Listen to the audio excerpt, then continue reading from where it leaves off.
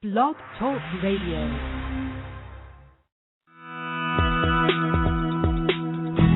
Welcome to Franchise Interviews. For over 6 years, Franchise Interviews has been giving an up-close, behind-the-scenes look at franchising and entrepreneurship. Listen to interviews with franchisers, franchisees, franchise authors, franchise experts, and attorneys.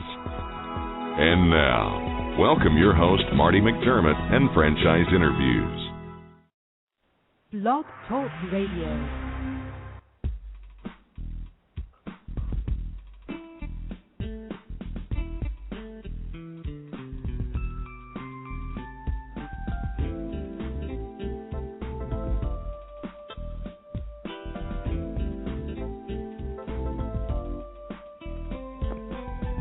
Hi everyone, and welcome to Franchise Interviews, where we're asking the franchipreneur who owns one.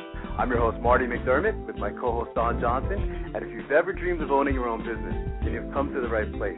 We have a great show today. We're meeting with Mary Jo Larson, publisher and vice president of Franchise Times magazine. We're also meeting with Bernard Squitieri, who is the president and CEO of the franchise opportunity Express Medical Transporters. With more than 25 years of experience in the transportation industry, Mr. Squitieri started the company with one vehicle. Today, Express Medical Transporters is the largest for-profit non-emergency transportation company in the state of Missouri. And that's coming up on Franchise Interviews. So stick around because we got a great show.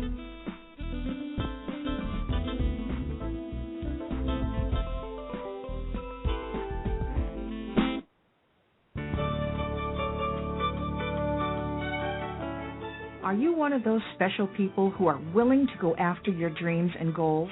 Are you ready to fulfill that dream of owning your own business with the security of a proven brand? The opportunity to take control of your future and own a Rita's Italian Ice franchise is within your reach. Rita's is seeking success-oriented individuals who are ready to make a change in their life, and Rita's offers unparalleled training and support to assure your success. And did you know the frozen treat industry is a recession-proof industry, and there are Rita's in 23 states currently with 540 stores open. Rita's Italian Ice has been around for 25 years and is listed as a top-performing franchise by the Wall Street Journal. Now here's the really good part. Rita's Italian Ice is a unique and amazing taste treat. It's smoother than a snow cone, and it combines ice with real fresh fruit. The real fruit adds dramatically to the taste, and it comes in over 40 flavors. The ice and fruit are mixed on site and made fresh daily, and it is delicious. You'll want to know more about this exciting and successful franchise opportunity. Go to www.ownaritas.com and get all your questions answered. That's www.ownaritas.com to take control of your dreams and future today. You don't want to wait any longer to be a part of this adventure. www.ownaritas.com.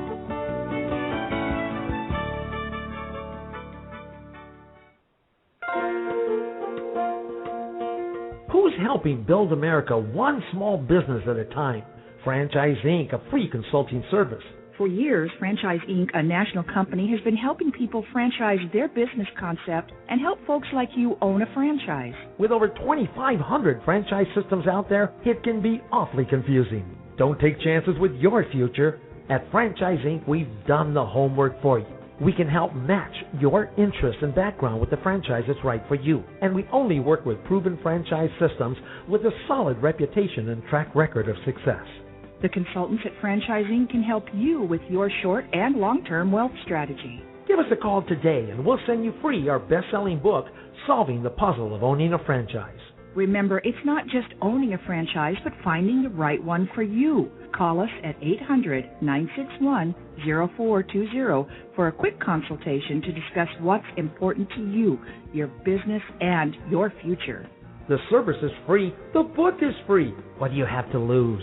Find the business that's right for you.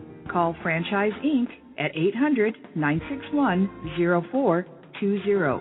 That's Franchise Inc. at 800-961-0420.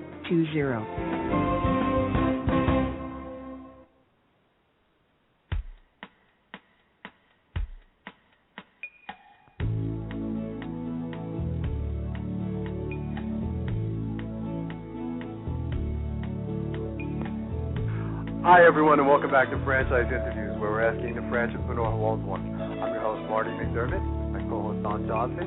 If you've ever dreamed of owning your own business, then you've come to the right place. How you doing today, Don? Welcome back. Yeah, doing okay this week, Marty. How about yourself? Good, good. I guess it was a good week for you, right, with your Yanks? Yeah, we're pretty happy about that during the World Series. It starts tonight. Yeah. What do you think? Any predictions? How many games? Or? Yeah, I know the Phillies are defending champs. I think the Yanks will win. I'm more concerned about getting enough rest. These games go on so late at night. Well, that's true. I imagine you come in exhausted, so for the next, week. So, but it should be interesting, though. I think it's going to be a good series. Definitely. Then we have Halloween at the end of the week. My kids are all happy about that. They got parties going to be going to the next few days, a parade at their school. So it's a lot of fun for the parents, too. All that fun stuff. Are you going to get dressed up for Halloween, or? Haven't decided yet. There you go. Well, last show, we met Chris Tomaso, who is the Chief Marketing Officer of First Watch Franchise Opportunity, and really interesting concept. If you missed the show, I strongly suggest going back and listening to the archive version of it. Any thoughts on last week? Yeah, I really like their business model, just breakfast, brunch, and lunch. I like how they disclose earnings, which a lot of franchises don't do, and besides, of course, growing with their franchisees and more units, they also do corporate stores, which is always, pretty good for overall growth of the company, and maybe makes the franchisees feel good because they're building corporate stores. They have a lot of confidence in their business model, and I enjoyed the show.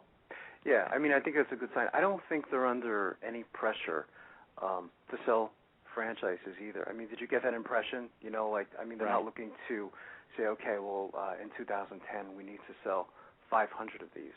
There's really no set goal. If they sell 500, that's fine, but I don't think they're looking to do that. They're really looking for qualified franchisees. This is something a little different too, because when you think of restaurants, they have a unique business model, as you said. They close pretty early, don't they? It's just breakfast and lunch.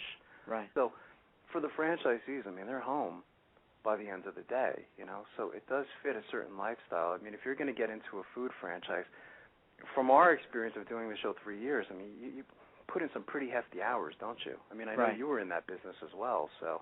Right. Yeah, it's really a tough industry. You got to really make sure you want to do it. But that is an advantage of this particular franchise. Right. So it is. It's a unique model. So I'd like to keep our eye on them and have them back in 2010. Perhaps next time we'll have one of their franchisees on the show as well. We can talk about their 10-week training too. It's pretty intense, isn't it? Yeah. So it's a really cool concept though. So I'm glad we had them on the show. He did a great job. So what's going on what do we have going on today, and what's new in the world of franchising? Yeah, well, today we have Mary Jo Larson on. We're excited about that. She'll be on in a few minutes, publisher of Franchise Times Magazine, and Bernard Squitieri, President, CEO, Express Medical Transporters. So we'll find out all about that opportunity. Yeah, it's a unique concept, isn't it? It's something different for our archives, that's for sure. We haven't had that kind of concept on our show. And next week, I think you're familiar with this franchise, Zips. You've heard of them before, haven't you? Yes. Okay, it's Andy Kuchera, Vice President of Franchise Operations. Zips is reinventing the dry cleaning industry to appeal to the fast food generation. Zips is a cash-only prepaid business. Every garment, every time is only $1.99. No gimmicks, no exceptions. Wow, it's a pretty strong offer, huh? Yeah, and I think that'll make 3 out of the last 4 shows franchises we've never had on before. Kona Ice, Today's Show, next week, or specific businesses and industries we've never had on. Yeah, just cool concepts for the for our library of all these different categories. So, but it's like you say, at one point we'll have every industry or category covered. So. Right. Yeah, that's the goal, and we're getting closer to it. Next, early November, Marty, in Chicago is the Franchise and Business Opportunities Expo, November 7th and 8th. People can go to usfranchiseexpos.com. Okay, good. Find out about that show. And in the Daily News by Mildred Culp, here's an article, in weak economy, having your own biz but not being on your own has appeal. With the city's unemployment rate dropping 10%, many jobless New Yorkers are considering ways to become their own boss. Some move to launch startups on their own. Others partner with former coworkers, and some look for opportunities to expand a thriving business as a franchisee. Depending on the business, becoming a franchisee can mean very different expenses and expectations. Daily News spoke with 3 New Yorkers in different industries about their franchise experiences, and I'll just do a couple of them, Marty. Good. First one starts out well into a career as a geriatric social worker. Jackie Ryder bought a Homestead Senior Care franchise in Staten Island 7 years ago for about $18,500. Today it's $35,000 plus. The franchise idea was appealing because she wouldn't be working alone and would get business support. When I started about this one, added Reader 53, I realized that it's exactly what I stand for, helping the elderly, believing in their dignity, and being respectful to them. Some clients are in temporary rehab or assisted living facilities or hospitals or nursing homes. Homestead Senior Care provides quality of life services such as companionship, safety supervision through non-medical home care services, meal preparation, light housekeeping. Clients pay about $17.50 an hour for a 3-hour minimum. Franchises tend to have a model that works. She said you don't have to reinvent the wheel.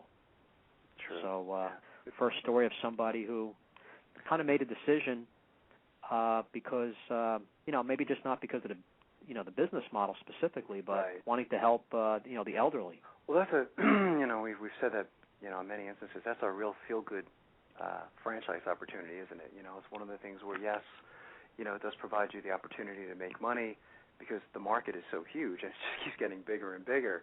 But, you're really, truly making a difference at the end of the day. It's something very important, isn't it? When you're talking helping about people parents, feeling good about yourself, it's really such an important service. So, we've had about 3 senior care franchise opportunities on our show in the last 3 years, and they're all very interesting concepts, so... Yeah. Here's another one. Fighting growing chain competition and a deep recession. Sales at pharmacist Piyush Patel, Queens Village store, were suffering. He began to research a new option. He heard positive buzz about 7-Eleven. He also had friends who'd been with the company for years, so he signed on. He converted his Hillside Avenue shop and reopened last December. The franchise cost $25,000, and renovation topped a couple $100,000. Sales have gone up 55%, said Patel, 33, of Long Island. It's very worth it so far.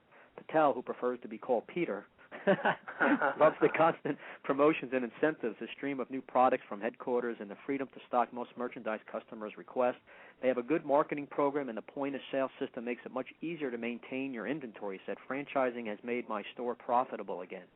Wow, that's a pretty interesting story. That's amazing, yeah. Aren't you impressed with, 7-Eleven? I think the last time the ratings came out with, I guess it was Entrepreneur. I think they ranked them number 1. If I remember. Yeah, they're definitely a top 5 franchise for. But that's just amazing, isn't it? If you think about it, you and I remember 7-Eleven from when we were kids. Right. It's so it's just amazing how far they've come. Yeah, they're very popular franchise. So that's interesting. I love those stories. Like when we're talking about people like that, like ordinary people, achieving success through franchising. It's always very inspirational. Right, definitely.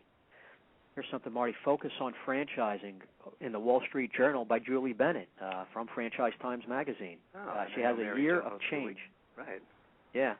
And I just wanted to pick out a couple portions of her article. And we'll bring Mary Jo in, Yeah, from Darrell Johnson at FranData, president. Throughout most of this decade, Mr. Johnson says good and mediocre franchise brands competed comfortably and all rose with the tide. But in 2008, that tide started going out with banks stopped providing capital equally to all franchise concepts. Today, banks are paying attention to the underlying performance of each brand. I see that firsthand being in the franchise financing business. Right. There will be a fallout of some of the weaker players, says Jeff Johnson, founder of the Franchise Research Institute in Lincoln, Nebraska, which means we'll end up with fewer, stronger, and better franchises. Instead of waiting for credit markets to reopen, some franchises are helping to finance new franchisees themselves by reducing their upfront franchise fees. Right. We've gone over that on previous shows, some of the things franchisors are doing to be creative to get more franchisees. She talks later on in the article, some economic trends spawned by the recession are good for franchising in the short term as well. Corporate downsizing is sending more business professionals into the franchise fold, and the tight job market has enabled franchise owners to upgrade the quality of their employees. he says. Because older people can't sell their homes and move to retirement communities, the demand for senior in-home care, well, here we are on that again, such a popular category. Right. The IFA had only 4 senior care franchise members. Today, over 30 different brands offer some type of help for seniors, and the largest, Home Instead, has grown tremendously. And it finishes up here. It's not just older people who are staying in their homes. People who can't sell their homes are repairing them instead, said Bluebell, Pennsylvania-based Steve Rosen, CEO of FranNet, a national network of franchise brokers. The franchises that provide painting, duct cleaning, or general handyman services are also doing well. Yeah, we've seen that. In fact, a lot of those types of franchises that we've had on the show this year, I mean, they're saying that, last year or this year is going to turn out to be their best years, So you say, what happened to, the recession or the economy being so bad? It's always amazing when you hear franchisees saying that this is going to be their best year yet, Right. So it is I fascinating. mean, when things get bad for a lot of people, there are some types of businesses that do better. Right, absolutely. Well, as we were saying earlier, Don, we have a great show today. We'll start off segment 1 meeting with Mary Jo Larson, who is the publisher and vice president of our favorite magazine, Franchise Times. And if you're a frequent listener to our show, then you know what fans we are of the magazine. And it's like I mentioned on many occasions, it's the only magazine that I can truly read from cover to cover. How long have you been reading Franchise Times, Don? At least 10 years. Same here. I think I started back in 1999 when I got involved in the business, and helped me stay on top of things. So right. It's been very important. Hey, Mary Jo, how you doing today? Great. How are you guys today? Oh, great, Mary Jo. Mary Jo, Good. joining us is Don Johnson. I think you know, or Don. I know you. Don well. You yeah. do. Hey, Mary Jo, how are you? Good morning. I'm great. How are you doing? Good, thanks. And Marty, by the way, besides Franchise Times being a very popular magazine, you should see Mary Jo. She's so popular in franchising. She should you should run for IFA president. Have you thought about that, Mary Jo? I don't know that they would have me, Don. I'm not sure about that. Well, you have 2 votes here. Absolutely. Oh, thank you. Thank you. If I ever decide to change careers and be IFA president, I'll make you my campaign manager. Well, it's funny. It must be interesting for you, Mary Jo, because I know the first time I met you many years ago, I always felt like I knew you, and then I realized that, I said, oh, my God, she doesn't know who I am, So you must get that a lot at the shows, It's not saying being very popular because just through your writing, it must be interesting for you. Both Nancy and I, our editor, Nancy Weingartner, and I do get that once in a while where people feel like they know us because we do try to relate to the audience through our columns and then through all the stories of Franchise Times. I think the one thing that's nice about what we do and what's fun for me is that people feel like it is their magazine. So they feel a sense of ownership of it and that it's theirs because of the industry we're in. Absolutely. I totally agree.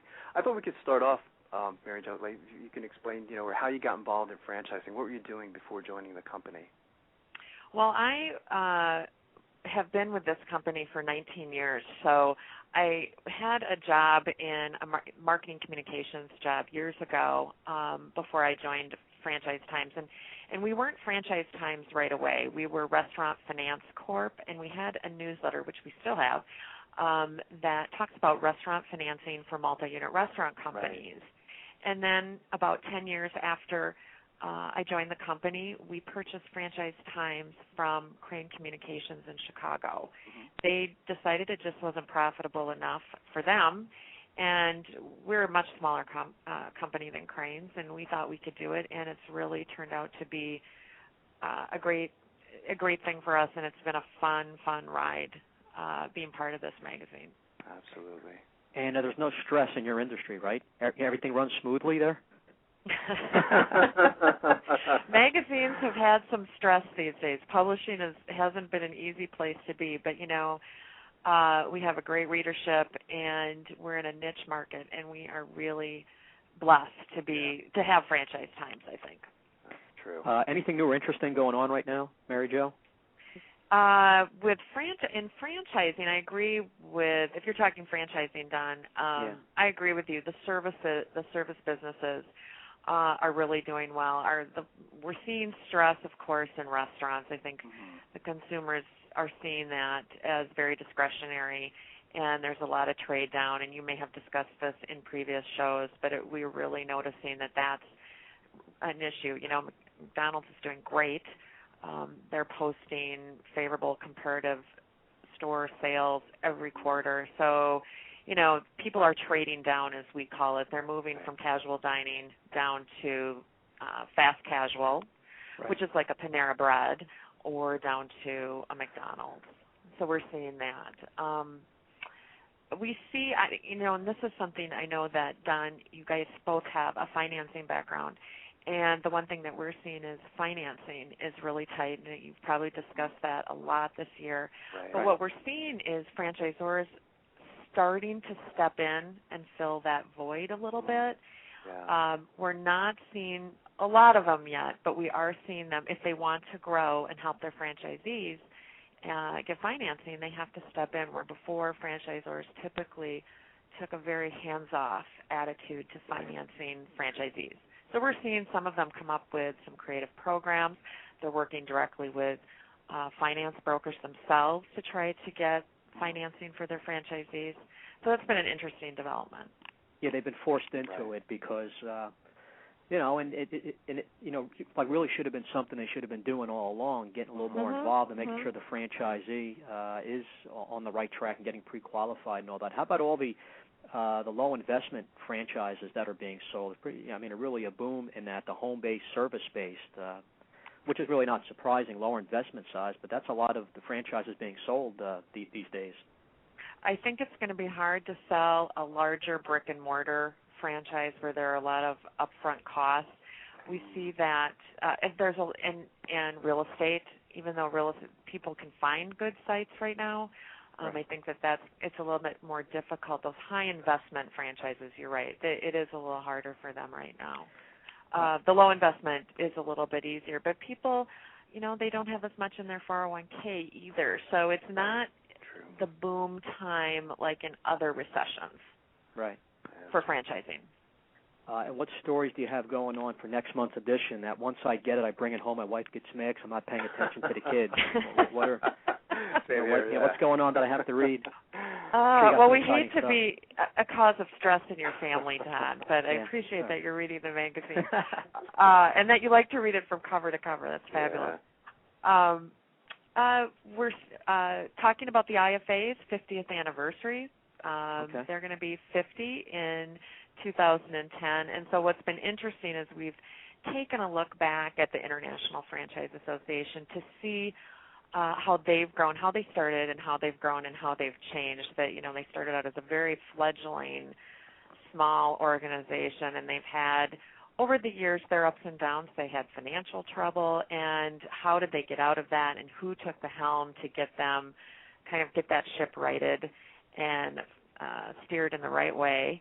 And it also prompted us to say, hey, let's take a look at franchising in general and see how it's changed in 50 years. So it's been a lot of fun reading some of the old stories and some of the legal issues that came up over the years and some of the scams that's, when franchising was in the Wild West days, as we say, what was happening back then. Yeah, those are a lot of fun stories. Yeah, those are interesting stories, Mary Jo, when you hear those, back then, and it's just amazing how franchising, how far it's come. Do you have any favorites? Don and I get asked all the time, what's been our favorite interview, and I'll typically say if there was one opportunity I got to host by myself, that was my favorite show. But do you have a favorite interview that you've done over time? You've done so many. We have done a lot of interviews. I think my favorite interview, and this is going to cause some controversy at my house, but I think my favorite interview was Brett Favre. I got to interview Brett Favre a couple of years ago because he had invested in a franchisor. Right. A friend of his was opening, and he was a coach for the Green Bay Packers, a conditioning coach or something like that, and he was investing in a franchise that was for kids' fitness. And so they got me. I knew some of the vice president of development for that concept, and he got me an interview with Brett. And I would have to say that was a thrill. Now, that was only because we were a Packer house. Sure. We are a Green Bay Packer house. Now I don't know if my kids would think that was so thrilling, but it was a lot of fun. And he was actually a very nice man. It was very fun to speak with him. Oh, I can imagine. And I see you've had a lot of sports people affiliated and had them on the covers of the magazine. So that's interesting how a lot of sports people get involved in franchising. It's a great way. If it's the right franchise, it's a great way for them because they make a lot of money and they have a lot of people coming after them trying to get them to invest in things that may not be so great. So those that can do it, franchising, and they invest in the right vehicle, franchising is a great way for them to, just invest in something that's going to build over time. I agree. Yeah, I think didn't Sport Clips have some of the Dallas players invest, or at least Troy Aikman, I think? Yeah, that's and true, we just had on our cover Corey Minor, who was with the Jaguars, and he ended up investing in Domino's Pizza, and he was a lot of fun to talk to. I did talk to him, and he was another great guy. Yeah, you have a great job, Mary Jo. You can tell in your writing that you really enjoy working there. It's. I can tell too. She had a little crush on Brett Favre. Don't say that if her husband's listening. Yeah. Well, that's kind of easy. There you go. It is a great job, and I like that I get to talk with entrepreneurs because I think no matter if they're franchisees or franchisors, I think they have a passion for what they do and their stories. Everybody has a unique story. Yeah. There are no two stories that are the same, and so if you can pull that out of somebody, what is their unique story? I think that's inspiring. I mean, I think entrepreneurs, for the most part, are an inspiring group. I agree. And people can learn from them, of course, which is the best. Yeah. Oh, and we can apply entrepreneurial learnings to those of us who are not entrepreneurs as well. Right. So those of us that are employed. Absolutely. Well, we're looking forward to this next issue. It sounds great. The IFA turning 50 and so forth. Yeah, that's very interesting. We have about 30 seconds, Mary Jo. What's the best way for our listeners to get more information on Franchise Times? They can go to www.franchisetimes.com and they can go out there and subscribe to our magazine, and we'd love to provide them with a free issue for them to review. That's fantastic. Great. I want to thank you again, Mary Jo. You've been a fantastic guest, and we're looking forward to having you guys back next month again. Great. Thanks so much. I really enjoyed it. Thanks Mary so much, Jo. Mary Good Jo. day. Talk to you soon. Take care. Okay, take care. All right, bye-bye. That's fantastic, Don. Isn't it? Always have an opportunity to speak to someone like, Mary Jo or Nancy, Right. Again, you feel like you know these people, so. Yeah, she's, we can spend a couple hours talking to her. Oh, absolutely. She's fantastic. So why don't we do this? Why don't we take a quick break, Don, and, we'll bring Bernie in, and we'll be right back with more franchise interviews.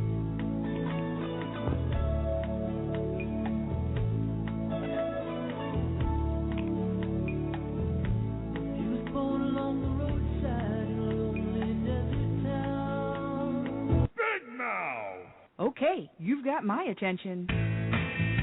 It's a rare event in the world of franchising when an opportunity comes your way that can and will thrive in almost any economic environment. It's here, and its name is Big Mouth Advertising. Big Mouth. BMA is a leader in the exciting world of mobile media advertising. Why is mobile media advertising able to defy the economic cycles? The answer is obvious. In times of economic weakness, advertising is crucial for survival as the consumer dollar is scarce and the competition fierce. What is mobile media? It's the newest and fastest growing segment in the advertising world. Mobile media brings the message directly to the consumer. Mobile media goes to the consumer in traffic where he eats and where he plays. It quite simply cannot be turned off or thrown out. And when you join the Big Mouth team as a franchisee, you are joining the best. The Big Mouth advantage is simple and successful. We invest in a strong infrastructure and in great people. As a franchisee, you have access to this entire system, including telemarketing, sales maximization, general and administrative support, design and creative services, even billing and collection services. All you need is a mobile media vehicle, a driver, and the willingness to create a financially sound and limitless business for yourself. There are no long-term leases to sign, no expensive build-outs, no office personnel to hire. You will be part of the Big Mouth advertising community and share its entire website and reception services, as well as its complete back-office services. This virtual office guarantees you the freedom to close those sales that will make you a success. We are so proud of our successes that we have voluntarily disclosed our revenue statements. Now, how many other franchises are doing that? Even in these historically rough financial times, big mouth advertising has become a dominant force in the mobile media industry. Join the Big Mouth team and take the first step toward financial freedom. Please call Ron at 888-98-GO-BIG. That's 888-98-GO-BIG. Big Mouth! Need a business loan? Talk to Diamond Financial Services, the experts in franchise financing nationwide. Whether you're looking to start a franchise, acquire an existing franchise, or expand your territory through opening new locations, Diamond Financial stands by your side start to finish. From pre-qualification to packaging and presenting your application to securing a financial commitment and through the loan closing process, Diamond Financial is there. While you're waiting, thousands of others are making their financial dreams come true. Don't wait any longer. Pre-qualify now by completing a confidential, no-obligation financial analysis. Let's face it, traditional banks just aren't in the business of financing small business. At Diamond Financial, we specialize in securing franchise loans from $100,000 to $3 million and equipment leasing up to $150,000. Let us help you get started. Go to www.franchisefunding.net or call 877-508-2274.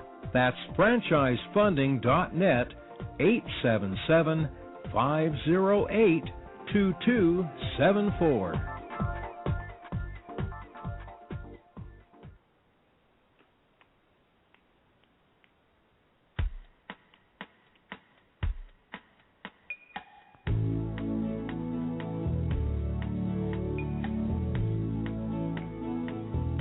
Hi, everyone, and welcome back to Franchise Interviews, where we're asking the entrepreneur who owns one. I'm your host, Marty McDermott. My co-host, Don Johnson. And if you've ever dreamed of owning your own business, then you've come to the right place.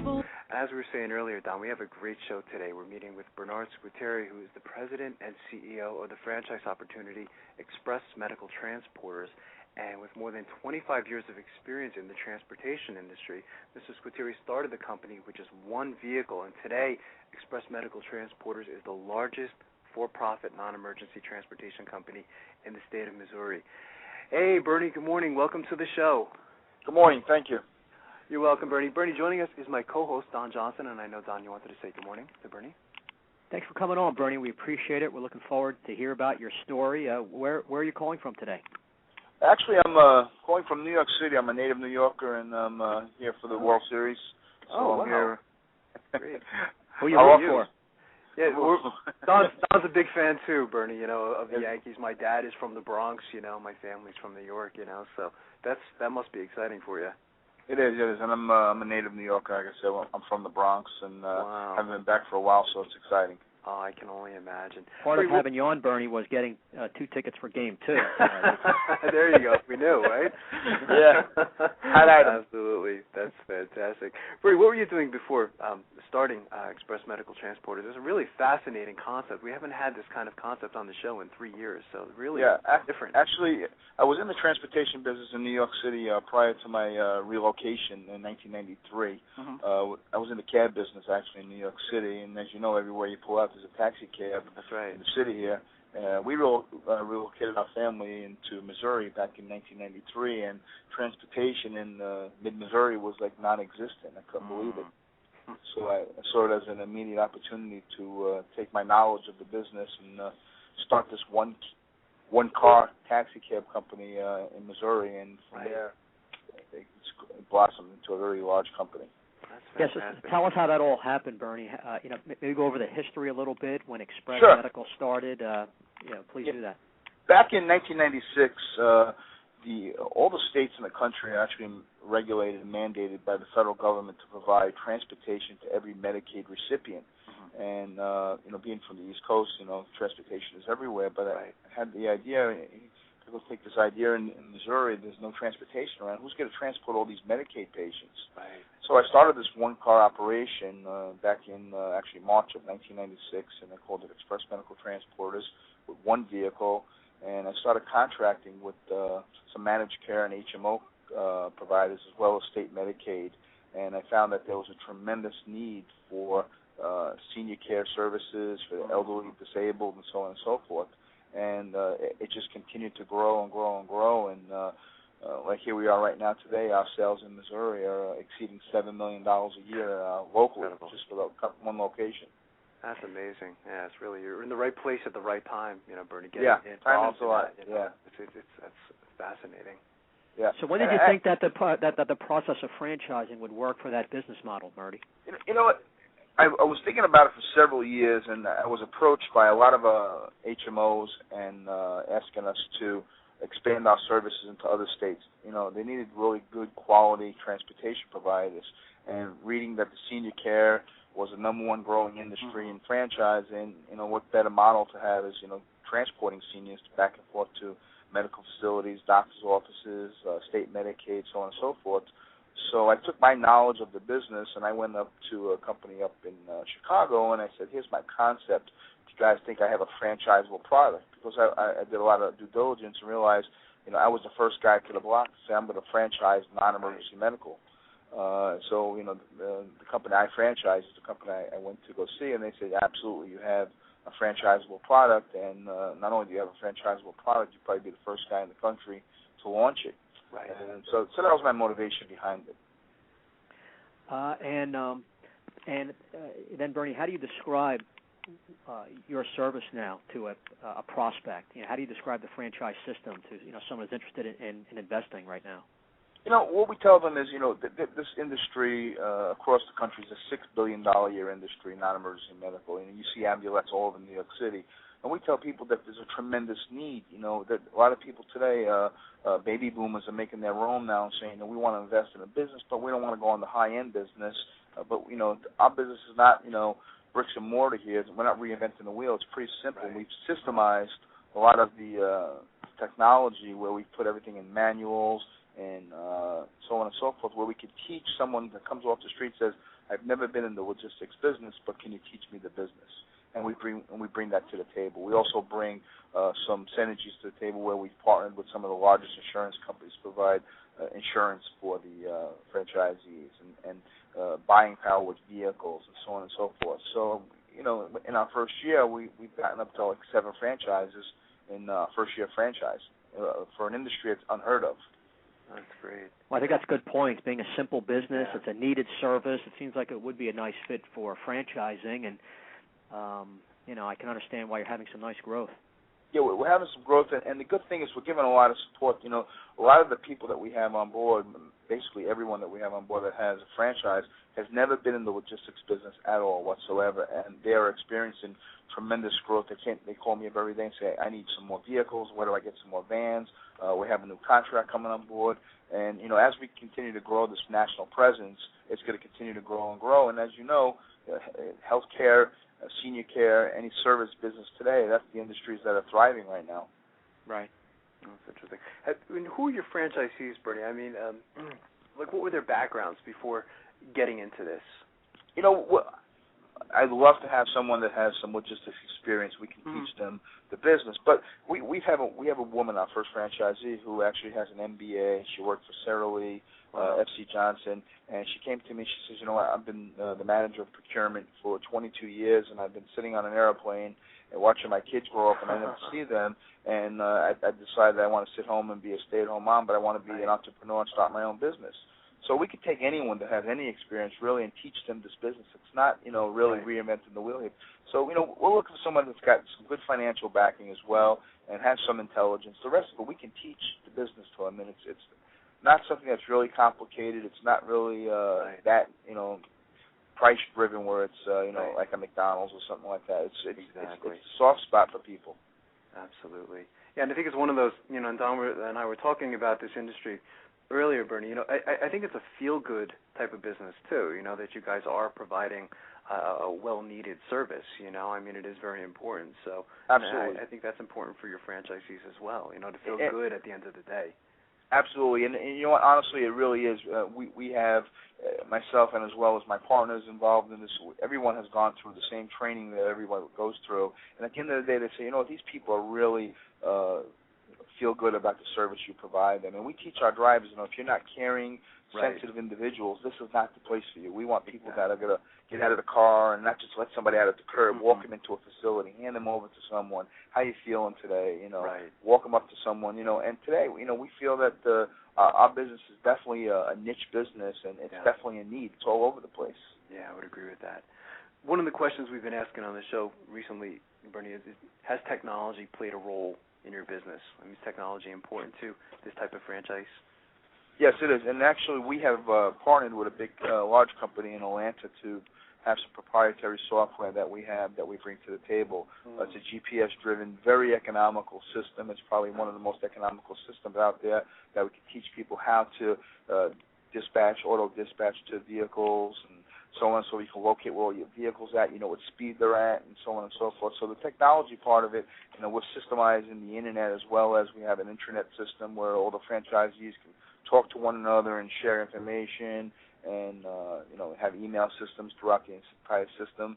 So the technology part is actually, you know, keep in mind, too, I'm taking an industry right now that's not a that's never franchised before, and I'm kind of franchising it, and I'm also systemizing it and putting all our systems into training modules and putting that on the Internet for these for our franchisees. So when they call up and say, hey, how do I do this? We can say, hey, you refer to page such and such for this. So, you know, we're only in business 1 year. We've had tremendous success in our franchise. There's definitely a need for what we do. And, you know, technology for us is just going to continue to get better and better and better as we experiment with it. That's great. And see, Marty, you know, your Yankee fans are some of the biggest entrepreneurs. There you go. Yeah, they are. The most successful, right? And for the franchisees, I mean, is it something they can do from home? I mean, they can work from home as far as like dispatching and all that other stuff. You know what? It's you know, I started the business from home. You know, my recommendation is not. You know, the good thing about our business is you don't have to have high-end retail locations to do this business. You can operate this in an industrial area. I mean, your vehicles are going to be driving all over the place. They're going to see decals with the phone number. I don't recommend people doing this from their home. For the simple fact, you want to have this professional image. You want to sell your service to big hospitals, big medical facilities, and if you're home-based, you're kind of a mom-and-pop deal. But if you got a little storefront or industrial area where you don't have to be in the middle of, you know, 55th and 12th Avenue and so on and so forth, you could be, you know, in a low retail area and still be able to have good economics there that makes sense and have, you know, you don't have to have high-end retail. Yeah, no, I agree with that. I think that's a great point. And the numbers on this, do you have any numbers on this industry, Bernie? I mean, this is an industry where the numbers keep growing exponentially, you know. Absolutely. You know, people don't look towards this market. Yeah, it's huge. You know what? George Washington University just did a case study, and they said, you know, non-emergency medical transportation represents 1% of the total Medicaid budget for the whole country, which represents about $6-7 billion a year. And they also said that every state should enhance more medical services to their Medicaid recipients. And it kind of makes sense if you think about it. They say, you know, if people can't get to the doctor to get preventative health care that they need, you know, when they finally get there, they're going to be chronically ill. But if we can get them there a lot sooner and enhance our transportation benefits to state Medicaid, you know, we can get people there and get the preventative health care that they need. It will lower health care costs down the road. So spend some more money up front just getting them to the doctor, but it will lower the health care costs on the other side. Interesting, yeah. Makes sense. Yeah. And what's been the most interesting thing that's happened to you since getting the business going? I'm sure you have, you know, some interesting stories along the way in franchising, and then seeing how you know, success you're having so far. You know, that the most interesting part about it has been the success. I mean, I'm astounded right now that the growth that we've had, especially in my home-based office in St. Louis. I could say that 2009 is going to be the best year that we've had in the history of the company. I said that last year in 2008, and excluding the franchise opportunities that we have, I'm talking about our one location in St. Louis. I mean, last month was the highest grossing month in the history of the company, and I continue to say that for 14 years in a row. I mean, that's a phenomenal story, but it's a true story. Great. So, I mean, that's the most interesting part of it is the growth opportunity. I've talked to a lot of business people today. They're barely surviving, let alone people say that, you know, I have so much business, I can't handle it all. And that's my problem. My problem is I have so much business today all over the country, especially locally. I can't handle it all, and I wish I could grow as fast as the need is, but I can't. So I mean, that's the incredible story, is that the growth and the opportunity for this business is there. That's an interesting point, Bernie. It's I hate to use the word recession-proof, but kind of like recession resistance. I mean, absolutely, recession probably wouldn't really have a very big impact on this type of business. I mean, it's just something that's needed, and it's. And I tell people, 9/11, Katrina, and the recession with the gas prices going to $4 a gallon. None of that has really had an impact on our industry. I mean, people still have to get to the doctor. They still have to go from. They got to go. I mean, and states are regulated and mandated by the federal government. They must provide transportation to these people, regardless of what the cost is. So you're sitting in a business where how many people could say, the recession is not really going to hurt me. Right. I don't have to be on the middle of the main road on the corner, the best corner in town to get the business. Wherever you're at, you're going to get this business. As long as you provide good, quality, reliable transportation services, this business will sell itself. It'll just grow. I agree. Besides having from some of your franchisees needing some management experience and obviously some cash reserve money, are there any other characteristics you look for as you move forward in a new franchisee? We look for people that have some logistics experience as well, and we love to have somebody that has some previous experience. But we're finding people that have no experience are probably the best candidates, because we can teach them the way we do business and why we're so successful.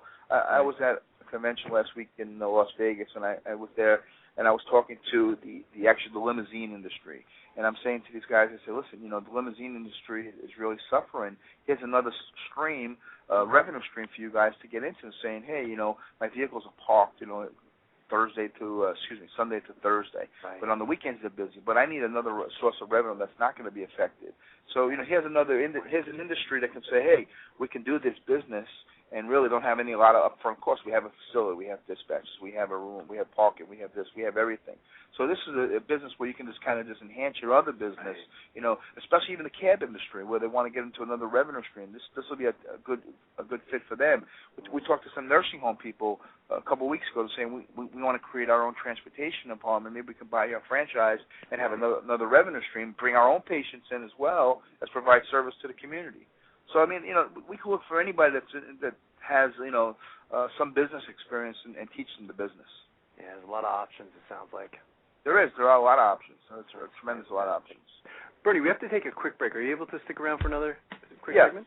Sure. Fantastic. We'll be right back with more franchise interviews.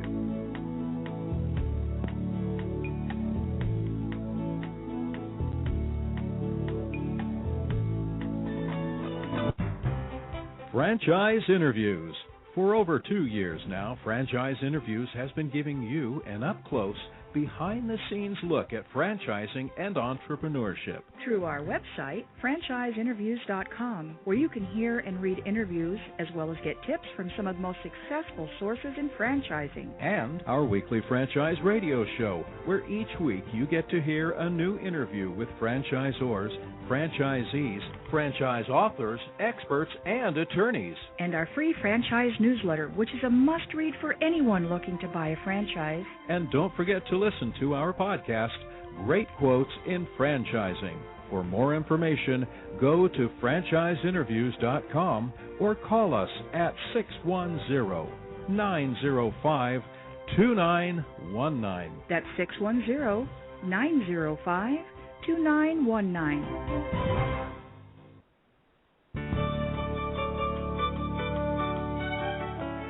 Are you one of those special people who are willing to go after your dreams and goals? Are you ready to fulfill that dream of owning your own business with the security of a proven brand? The opportunity to take control of your future and own a Rita's Italian Ice franchise is within your reach. Rita's is seeking success-oriented individuals who are ready to make a change in their life, and Rita's offers unparalleled training and support to assure your success. And did you know the frozen treat industry is a recession-proof industry, and there are Rita's in 23 states currently with 540 stores open. Rita's Italian Ice has been around for 25 years and is listed as a top-performing franchise by the Wall Street Journal. Now here's the really good part. Rita's Italian Ice is a unique and amazing taste treat. It's smoother than a snow cone, and it combines ice with real fresh fruit. The real fruit adds dramatically to the taste, and it comes in over 40 flavors. The ice and fruit are mixed on site and made fresh daily, and it is delicious. You'll want to know more about this exciting and successful franchise opportunity. Go to www.ownaritas.com and get all your questions answered. That's www.ownaritas.com to take control of your dreams and future today. You don't want to wait any longer to be a part of this adventure. www.ownaritas.com.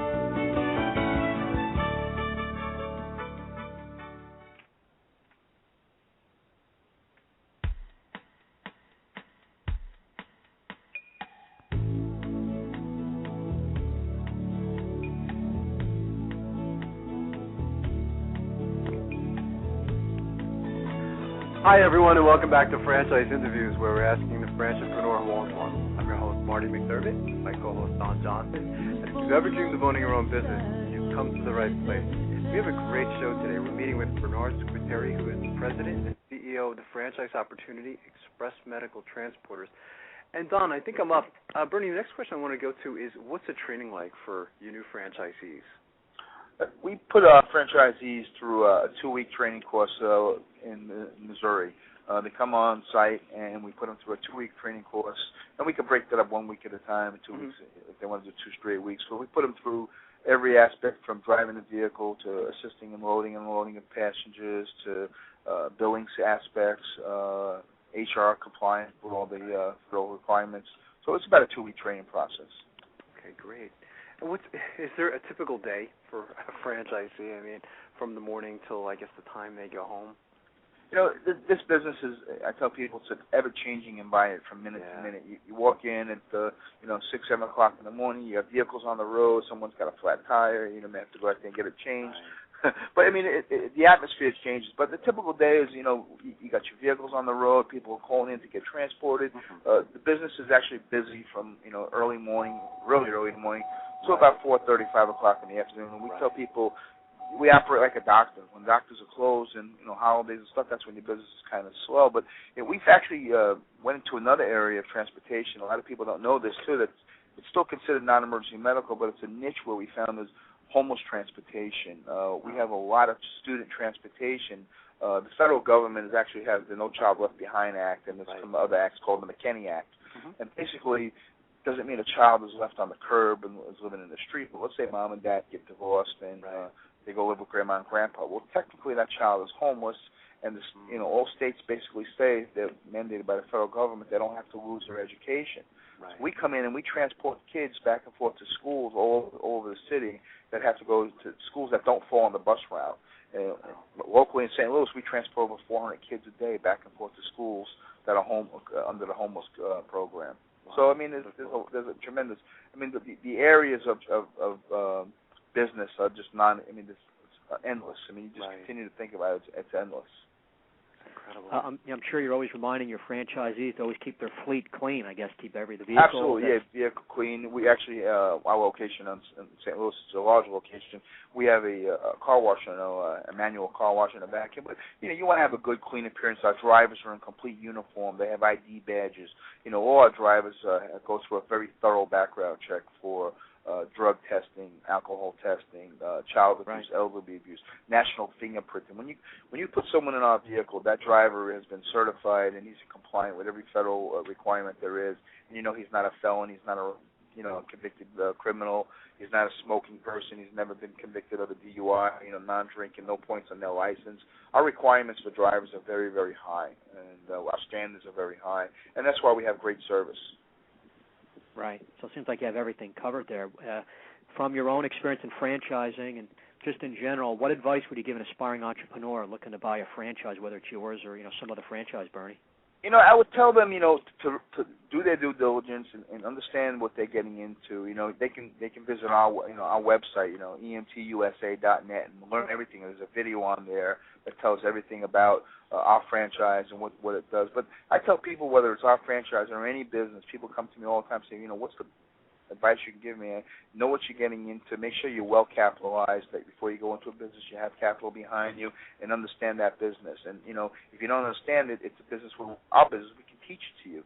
But make the commitment that you want to go into business and you want to grow the business. I mean, I have a woman in St. Peters, Missouri, who started with 10 vehicles a year and a half ago. She's up to 40 vehicles right now, and she's thrilled. She can't be more happier. And she had no experience in this business whatsoever. So, she did her homework. She knew what she wanted. She wanted a feel-good business, and she wanted a business that wasn't going to be hit by the recession and so on and so forth.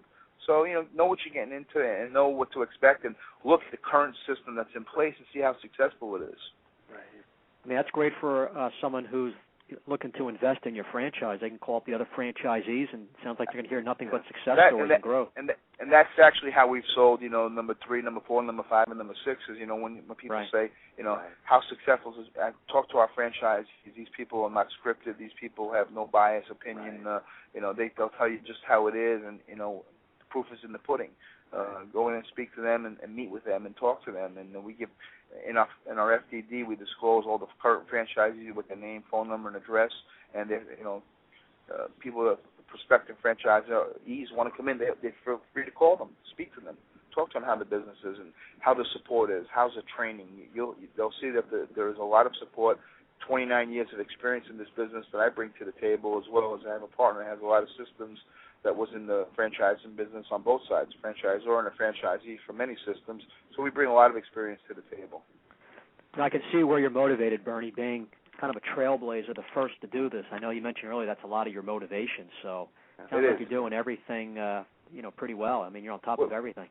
We're trying to do as many things as we could and actually we have a lot of things, new things that we're going to roll out in 2010. We have a training facility that we're going to roll out. When franchisees come in, they'll go through a whole formal training center, and we're trying to take the industry to another level that it hasn't never been brought to. So, I mean, again, being the first guy on the block and people saying, I never heard of it, I go to trade shows and what's, non-emergency medical, I never heard of this kind of franchise, Well, we explain it to them, and once they realize what it is, they say, hey, you know what, I've seen those vans all over town. I never realized I could get into that business.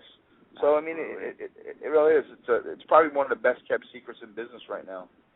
Well, if that's something one of your marketing plans in the future, exhibiting some of the trade shows, you'll eventually meet Marty and I, because we're at several of the large shows each year. Well, good. I look forward to meeting you guys. Absolutely. Bernie, what's the best way for our listeners to get more information on becoming a franchisee? Is there a number they can call? You mentioned with the website, which you can plug again if you like. Yeah, they can actually go to our website. Again, it's emtusa.net. Okay. And that'll give them all the information. It gives them, they can email us. They can go to the various sites on our website and get information and download all the information to them. And there's phone numbers on our website and so on and so forth to go forward and contact us. That's fantastic. And I want to thank you again, Bernie. You've been a fantastic guest, and we'd love to have you guys back. Maybe next time we'll have one of your franchisees come on the show with you Absolutely. as well, and that'll be great. It'd be a great interview. But I think you guys My have pleasure. a great concept. Thanks so much, Bernie. Bernie, have fun at the game. We'll be watching. Thanks a lot. I appreciate it. Nice meeting you guys. Bernie. Nice. Great job. Great Take concept, care. huh, Don? Thank you. Yeah, well, we always talk about we love hearing these, success stories, and with a franchisor and owner who started up the concept. Absolutely. It's just, you hear these concepts and you say, damn, why didn't I think of that? You know what I mean? And I guess because he was involved in that industry, that's how the whole thing came about, But, I was thinking as he was talking about the limousines, limousines are usually sitting there from like Monday through Thursday, So there's a lot of potential for this type of franchise. I think they're going to be huge. Definitely. Yeah, look at the growth of that one.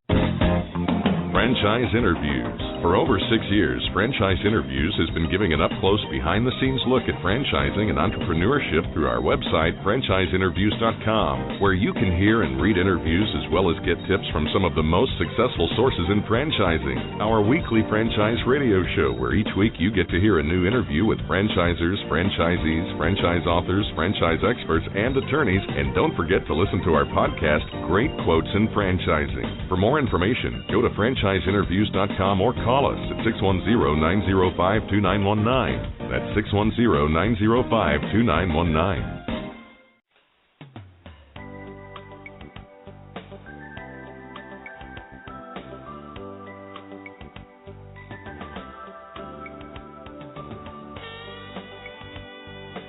Hi, everyone, and welcome to a very special edition of Franchise Interviews, where for over 5 years we've been asking the entrepreneurs one-on-one.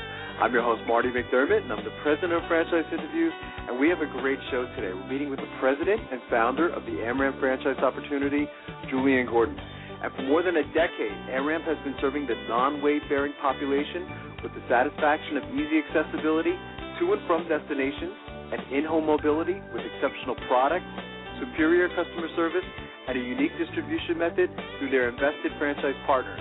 And that's coming right up on Franchise Interviews. So stick around because we got a great show.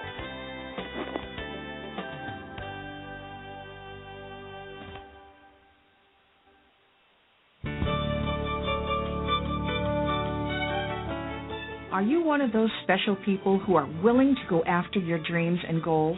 Are you ready to fulfill that dream of owning your own business with the security of a proven brand? The opportunity to take control of your future and own a Rita's Italian Ice franchise is within your reach.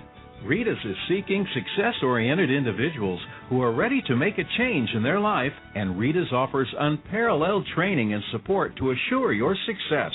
And did you know the frozen treat industry is a recession-proof industry, and there are Rita's in 23 states currently with 540 stores open. Rita's Italian Ice has been around for 25 years and is listed as a top-performing franchise by the Wall Street Journal. Now here's the really good part. Rita's Italian Ice is a unique and amazing taste treat. It's smoother than a snow cone, and it combines ice with real fresh fruit. The real fruit adds dramatically to the taste, and it comes in over 40 flavors. The ice and fruit are mixed on site and made fresh daily, and it is delicious. You'll want to know more about this exciting and successful franchise opportunity. Go to www.ownaritas.com and get all your questions answered. That's www.ownaritas.com to take control of your dreams and future today. You don't want to wait any longer to be a part of this adventure. www.ownaritas.com.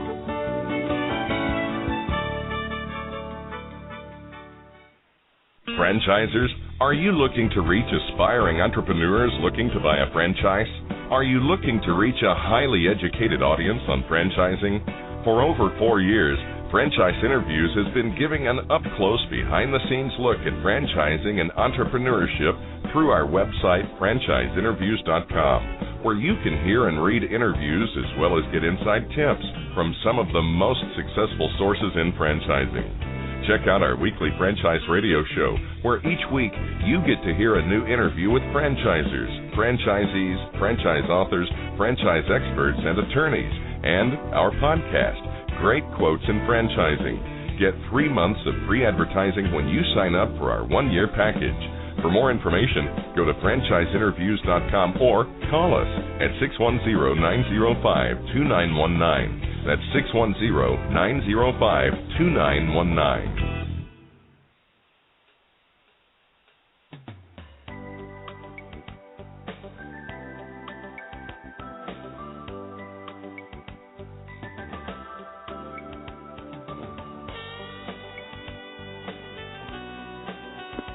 Hi, everyone, and welcome back to Franchise Interviews, where for over 5 years we've been asking the entrepreneurs one-on-one. I'm your host, Marty McDermott, and I'm the president of Franchise Interviews. And as we were saying earlier, we have a great show today because we're meeting with the president and the founder of the Amramp franchise opportunity, Julian Gordon. And for more than a decade, Amramp has been serving the non-weight-bearing population with the satisfaction of easy accessibility to and from destinations and in-home mobility with exceptional products, superior customer service, and a unique distribution method through their invested franchise partners. Hey, Julian, good morning. How you doing today? Good, Marty. I'm here, and thank you for having us on. Oh, it's our pleasure. You wouldn't know this, Julian, but it was about 6 months ago. Don and I, we actually spent about 10 minutes talking about the Amramp franchise opportunity. We've been very impressed and actually following you guys for some time now. My father has Parkinson's disease, so the show's kind of timely, because we're starting to get ready to, I guess you could say, move to that phase where it's getting difficult for him to get around the house, So I just think this is such an important service, and I think the market is a lot bigger than people even know. I agree. Many people don't see the range of business opportunities that happen in our franchise. Yeah, no, absolutely. Well, as our guest, where are you calling from this morning, Julian? I'm in Boston. Okay, great. Is that where your headquarters is actually located? Yes, we manufacture the ramps right here in the city of Boston. Right. That's fantastic. So what were you doing before, I guess you could say, starting Amramp? I know you have an interesting background. I was reading about it last week, and just fascinating. But if you could tell the listeners a little bit about that. Okay. I have been doing other metal things. Our ramps are made of steel.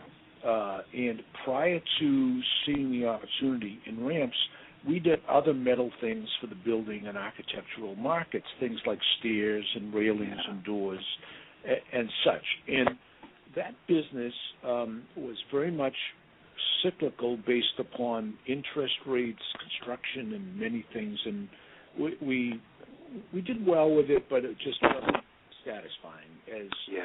As we went along, we did have the opportunity to work on ramps and found that is something that is extremely necessary. There are it serves the aging population, and it also is involved with healthcare. Those are two very strong market dynamics that I don't think anyone can divert. Right.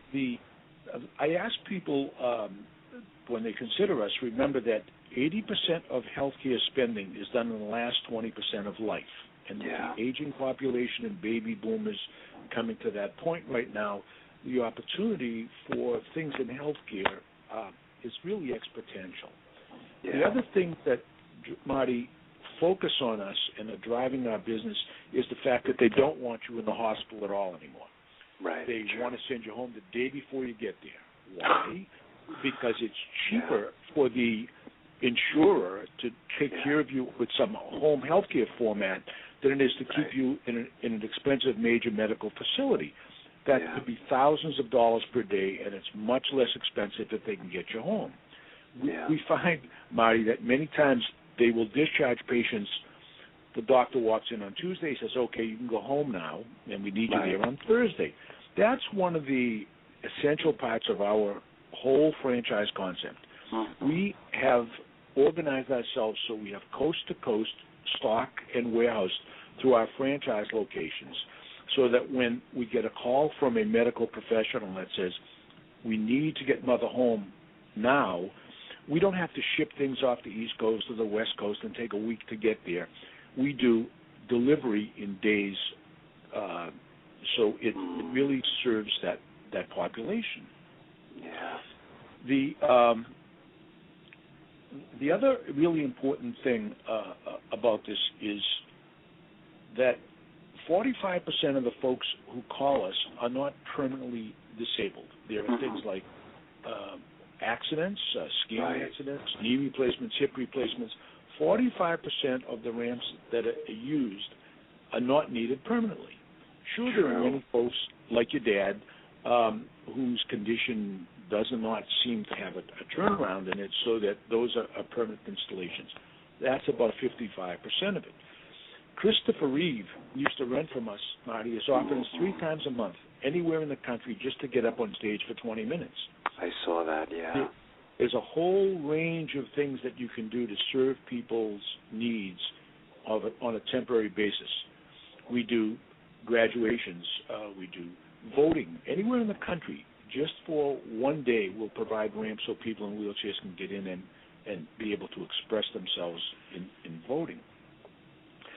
So it's a real simple message that this franchise delivers. It's a low-price ramp system. We rent them or we sell them, depending upon the length of time you need it. The interesting thing is, Marty, there's a good percentage of people who call us who don't know exactly whether their condition is going to be temporary or long-term when they call. For instance, a stroke victim. Who knows when Mom will be up and dancing again when she's had a serious stroke. So for those folks, we have an optional plan that says if you're unsure how long you need it, start off renting, and then any point along the way, if it later becomes clear that you would have been better off to have owned it originally, we will convert 75% of any of the rents that they paid and put it over to the purchase so they don't get stuck. And I think we're the only folks who offer anything like that and who are addressing the rental program nationally, coast to coast, with a consistent product. Yeah, I would agree. I mean, everything you said, Julia. I mean, it's just I teach for Kaplan University, and we have several students at every graduation ceremony that are in wheelchairs. You know, we're an online university, which is why a lot of students, perhaps maybe in wheelchairs, attend our university. You know, so it's wonderful to see that they have the ability to, you know, go up on a ramp and, you know, attend graduation ceremony just like everyone else. I have a nephew.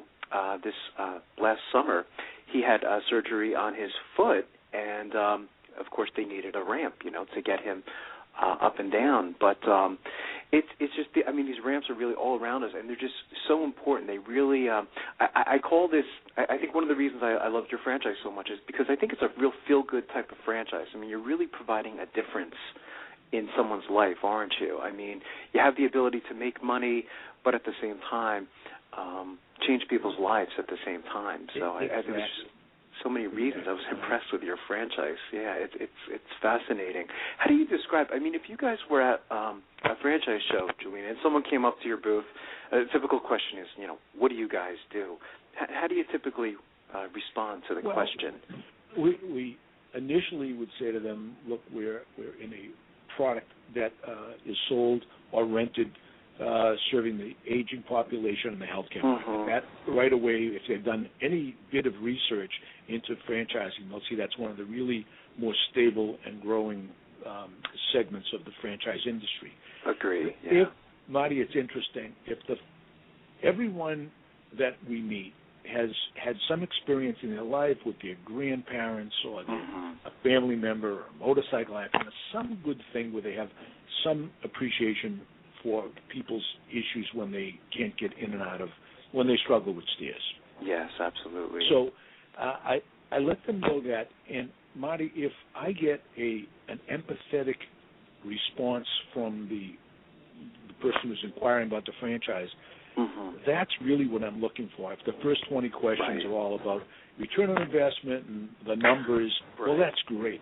But if the person expresses an empathetic focus on this, because that's what it really takes. If you care about people with Amramp, you're halfway home, because we need to sit with mom and dad, and you can't fake empathy.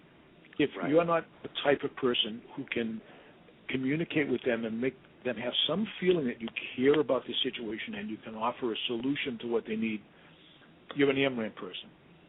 Absolutely, it's well said. So it's really easy, and I've collected or arranged. We actually test our folks in terms of their interests, and is this really who you are, and are you going to be happy and comfortable in this franchise? If some folks, if you have to listen to people every day tell you about their past history, their trials and issues, it can make you crazy. And if that's the case, I say don't do this franchise. But if you enjoy talking to people and helping people and making money, that is the Amramp process that we're offering. That's fantastic. I remember when you guys first started, Julian. I mean, how many franchises are you guys up to now? I know you've had some pretty nice growth over the last several years.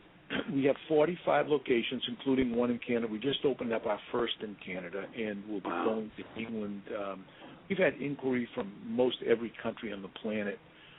Even the United Nations called us as part of their landmine programs. They have wheelchairs, but they don't have ramps in some of these third world countries. Right. So we'll be doing this thing worldwide because it's a very common need that everyone has.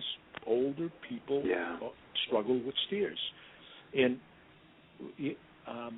often, Marty, people don't understand and appreciate that when an older person has difficulty getting up and down stairs, and if they slip or fall and break something, a third of them will be dead in 6 months from complication of those injuries. only 25% of them ever regain the level of function they had prior to the injury, and over 50% of them end up in some extensive rehab, painful process to try to recover. So the family should, I'm always preaching this, stay well ahead of the struggle, because I hate when they call me up and say, Mom's fallen 3 times, I think we should get a ramp. So right, of course, if people were just more sensitive to that issue, the world would be a better place. Yeah, it's well said. How has technology played a role in this business, Julian? It sounds like it's technology, I would assume, has played a pretty big role. It has. A ramp is really a simple, dumb, rentable. The same ramps we started with when we first patented it in 1998 are still out there. I mean, it's just a piece of metal. Right. But what we've learned, Marty, as an ongoing consequence of the ramp business is another simple truth. People wish to remain at home until the end of days and never go to the nursing home. Yes. I don't mean to demean nursing homes, but if you smell the nursing home or you've been taken care of by the lowest paid people on the planet who don't want to be there and wish to remind you every minute you're in the place, it's a horrible thing. The AARP surveys indicate that 90% of people surveyed wish to remain at home till the end of days and never leave. But, Marty, when they can't perform what they call the basic activities of daily living, toileting, bathing, dressing yourself, feeding yourself, and things like that, doctor's appointments, you pretty well have to leave. So what Amramp has done is patented with a process to deal with these issues when mother can no longer lift dad out of bed. Right. We have got a low-priced lift system now that can be slid under dad like a little hammock, and mother, with a touch of a button, a caregiver or mom can raise dad, traverse him from the bed in the sling to a portable shower that we've developed, a low-cost plug-in shower that doesn't require a plumber. It just hooks on to the faucet, and we can bathe dad still in the same sling. We can do toileting in the commode in the same sling. It's a hygienic sling. And we can dry him off and take him out to the mall or take him out to doctor's appointments. But we can provide at low cost on a rental basis, if necessary, for hospice programs where they don't have a long-term need, all these activities of daily living. And that's the next direction and the long-term focus of Amramp. Wow. Are there numbers on the industry, Julian? It seems like the numbers seem to go up every single year as long as I've been following it. But what are the numbers up to at this point? Marty, there are, last survey was 35 million Social Security recipients. The number doubles to 70 million in the year 2023. And as I told you, 80% of healthcare is spent in the last 20% of life. So as the population ages, there is more and more demand for these services, and I welcome people who feel the need to do good things for others and make money to consider Amramp. Absolutely. What's been the most interesting thing that's happened to you since starting the company, Julian? I mean, I'm sure there's a lot of things, but isn't one particular thing that stands out? It's always a tough question for our guests. No. Marty, we get calls. Every story begins that way. We get calls. One day I got a call from the Navy, and they were bringing the John F. Kennedy aircraft carrier up the East Coast for a reunion. And they wanted these it's an old ship. Many of the sailors are old-timers now. This is a World War II ship, the John F. Kennedy. Right. And they wanted wheelchair access to the deck because there isn't any. There are ladders and stairways inside, but the older sailors for this reunion couldn't get on deck. So we rented for 96 hours to the Navy the largest ramp ever constructed. It was 244 feet long, and to provide access to the lowest portal on the ship. The other interesting thing about that challenge, Marty, was the ship is going up and down 9 feet with the tide change twice a day. So we had to get a safe, stable ramp installed, and we ended up using a gangway from a cruise ship that we hinged on the John F. Kennedy and on our ramp system so that it was a legal, viable ramp for the entire 96 hours. The Navy was thrilled. They let us do the Ronald Reagan in Newport News also last year. And they believe we can open up any capital ship for public viewing in the Navy. And interestingly, this year is the 200th anniversary of the War of 1812. So the Navy has come up to Boston, had lunch with us, and they want us to provide wheelchair access for this flotilla of ships that will be leaving New Orleans, where they're going to reenact the Battle of 1812, and they're going to go to Miami and Charleston and Baltimore and Washington and New York. And we're going to provide ramps at all the ports, and each of our franchises will be involved in that effort. The government loves us. We do this year's Christmas tree at the White House started in California. They send these giant trees from a different state every year, Marty, and this year the Department of the Interior or the White House called our local office in California, and they put this giant tree on a flatbed, and they had hundreds of stops as it toured the country on its way to Washington. And we provided wheelchair access with our ramps along with that vehicle so that at each stop people in wheelchairs could get up, leave notes on the tree, so that when it got to D.C., it was a way of communicating. And we're real proud and love some of the things we get involved with. Absolutely. It really is, as we said earlier, Joey, it's that feel-good, type of franchise opportunity, the ability to really change lives and put a smile, I think, on people's faces. There's great stories.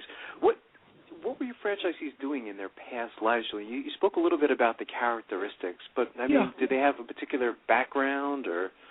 About a third of them have come from the medical side, the nurses who... my number 2 person was a Medivac pilot, and his wife is at the Cleveland Clinic as an emergency room nurse. And when they see this, people in the healthcare industry, they see that this is a really viable opportunity, and they see it more clearly than you and I do, I guess. They probably do, because they see it all the time. Then from there on in, I look for people who have had some success in some interpersonal event in their lives in some other profession, whether they actually sold things or not. If they were good at being successful with interpersonal things, usually that meant a sales background of some kind. The ramp technology is easy. We have operations people who serve them around the country to help them do the nuts and bolts. And frankly, the franchisees don't install these. They have subcontractors. 70% of the franchises subcontract the installation, and your job as a franchisee is to raise awareness and meet people in the medical industry. Marty, we don't sell or offer ourselves directly to mom and dad. We've taken the approach that we'll visit the medical professionals who take care of mom and dad, people like case managers, physical therapists, occupational therapists, social workers, home discharge planners, and let them know we can help them help their clients. So it was a more effective way of us reaching more people with the same effort of awareness raising. And it's been very good for us because we're continually meeting new professionals who point us to their clients who need ramps. Interesting. So what's the training like, Julian, for your new franchisees once they decide that, you decide that they're a good match for your franchise system? Where do you go? We bring them to Boston where they have to like lobster, Marty, or else they can't come because that's true. It's part of they come to Boston, you have that lobster, and then so you'll spend a week with. We did not franchise the Boston or New England area.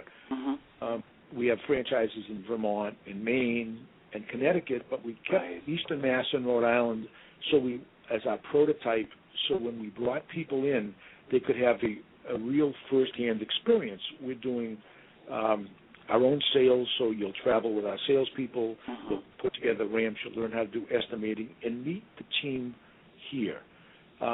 we feel it's, as a small franchise, it has a great advantage over the mega franchises, where each of us, I'm Julian and Patrick and Connor is here and Mike, and it's a first-name business. So we're trying to connect at a personal level with our franchisees because it's a better way. You're not a number here. You're one of a family that makes up Amramp. Yeah, and I think that's important too, Julian. I've seen, with some franchises like, again, like Subway or McDonald's, like they call them like franchisee unit number, 10,570. It's like, who wants to be called that? I mean, it's just absolutely. It's an advantage, and you should take advantage of it when you're small because it is very difficult having personal interactions, even with our small number, even with 45 people.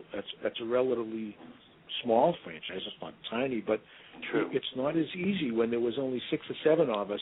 I mean, half dozen phone calls and everyone was informed. Now we have an intranet and we have ways of keeping everyone communicating with each other and with us. And we have regular national meetings. We were in San Antonio this year.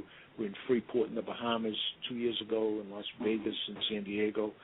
Being from Boston, everybody likes the warm weather. We have our meeting in February. And at that point, we'll roll out some new initiatives, and we'll mainly share the experiences of partners with each other. They listen to us all year long, but in this opportunity, they can share with each other their own experiences. And it's really a valuable part of the process. Yeah, I think the whole sharing of best practices, I think, is very handy, for your other franchisees, maybe possibly things that they never thought of, or even the franchisor maybe never thought of before, So it is very interesting. Marty, you're totally right. I always tell folks that McDonald's did not invent the Big Mac. It was the franchisor who developed it. And exactly. We're always learning from our folks, but it is the reason we keep our own franchise here in Boston and New England. Right. So we're out meeting folks, and we only roll out things after we've tried them, seen that it works. Believe me, everything we come up with doesn't work the first time we try it, and we'll discard things after having attempted them in Boston. But once we roll them out, we can speak factually and in some depth about having done it. We can say this was what our return was. These are the number of people who responded, and it's a really good aspect of franchising that you get to do things like this. It doesn't happen in distributor arrangements or in wholly owned arrangements. It's just a unique and better aspect of franchising. Absolutely. So what are your plans for the future then, Julian? I mean, where do you guys see yourself maybe 5 years down the road? Well, we want to be in Europe, Japan, where they have aging populations and they have cultural sensitivity and respect for older members of the family. So they're a ready market for us, and as we grow, we'll grow into those markets and in the EU as well. Wow. That's something. What's the best way for our listeners where they can get more information on becoming a franchisee, Julian? Any websites they can go to? Yes, please. It's Amramp.com. Amramp.com. It's a real simple thing, and there's a link there. It says franchising opportunities, and if folks who wish to receive a package of information could just give us some contact information. We want to know some basic information about yourself. So we can put the right package to the right person. That's fantastic. And I've been doing this a very long time now. I've been in franchising for 10 years, and I have to say I've been very, very impressed with Amramp, So I'm going to continue to follow you, and I'd like, to already invite you guys back towards the end of the year or the beginning of next year as we watch you guys continue to grow. It was a real pleasure, and thank you for the opportunity. Thank you, Julian. The pleasure was mine. You have a great day today. Talk to you then. Thanks. Thank you. We'll be right back with more franchise interviews.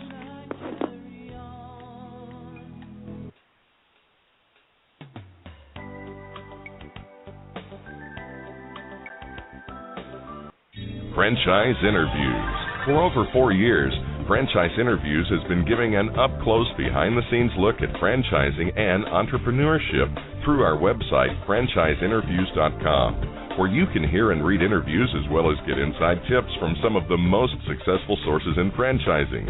Check out our weekly franchise radio show, where each week you get to hear a new interview with franchisers, franchisees, franchise authors, franchise experts, and attorneys.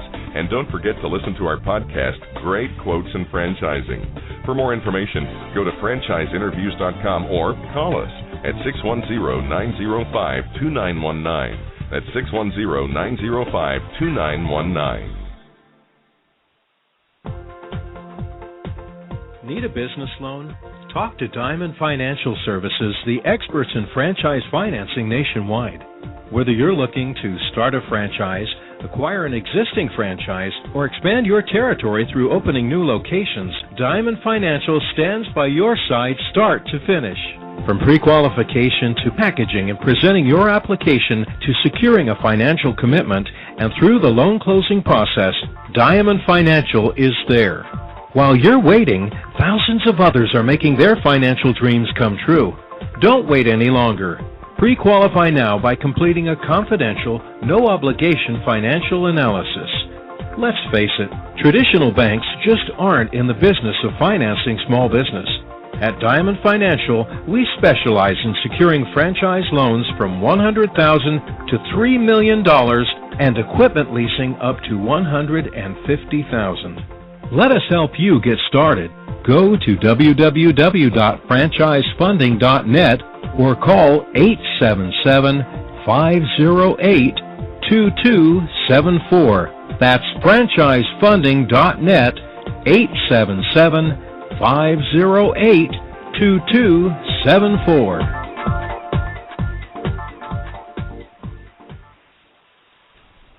Hi everyone, this is Marty McDermott from Franchise Interviews, and welcome to another edition of Great Quotes in Franchising, where each podcast you get to hear a great quote in franchising.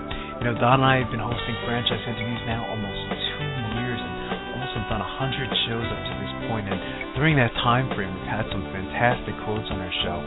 Today you're going to get to hear from one of the top franchise attorneys in the country, Kevin Hine, and Kevin's going to talk to you about the hallmark of franchising. Our podcast today is being brought to you by Franchise Interviews, LLC, and Franchise Interviews gives you an up-close and behind-the-scenes look at franchising and entrepreneurship through our website, franchiseinterviews.com, where you can hear and read interviews as well as get inside tips from some of the most successful sources in franchising. Our weekly franchise radio show on Blog Talk Radio, where each week you get to hear a new interview with franchisors, franchisees, franchise authors, franchise experts, and franchise attorneys. And our monthly franchise newsletter, which is a must-read for anyone looking to buy a franchise. And here we go with Kevin Hine.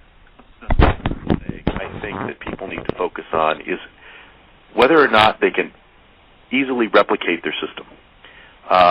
The more difficult, the more detailed the operation is, the harder it is to replicate.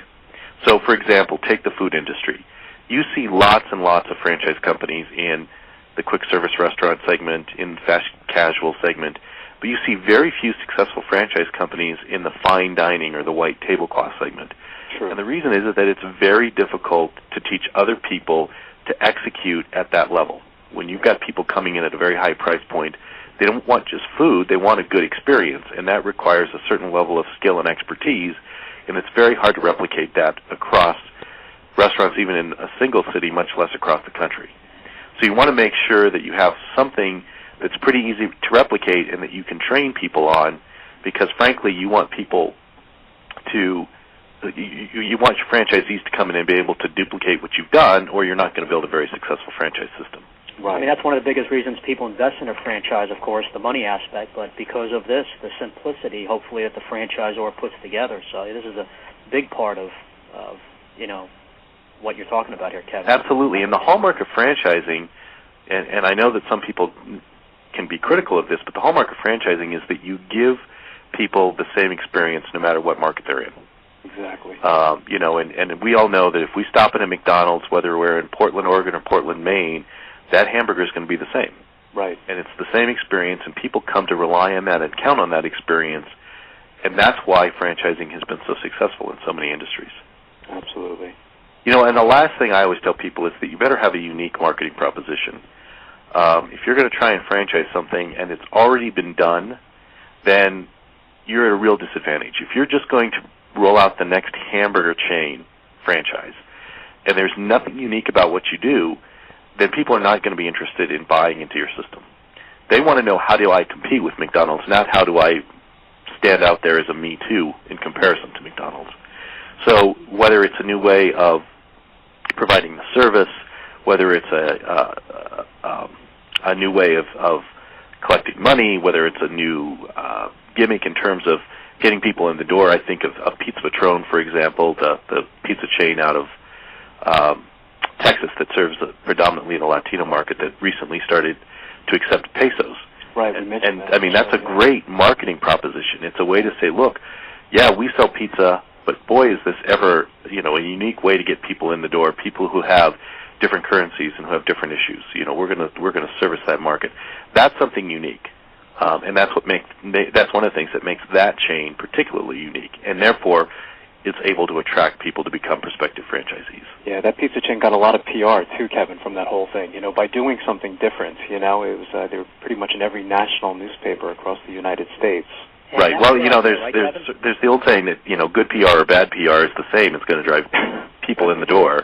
Right. You know, wasn't that your idea, Kevin, not accepting pesos? I would love to say that was my idea, but I'm not quite that creative. You brought up a good point about the uniqueness here. I mean, I don't know if you listened earlier, but last week we interviewed Badass Coffee, and you know, there's a lot of different coffee franchises, but they stand out because they're quality coffee. They have a Hawaiian theme. Right. They have a whole story behind it. It was why they're having success, Kevin, is this point you're bringing up about the unique marketing, you know, proposition. Right, that's what I thought of, Don. As Kevin was explaining this, I thought of the same thing, Badass Coffee.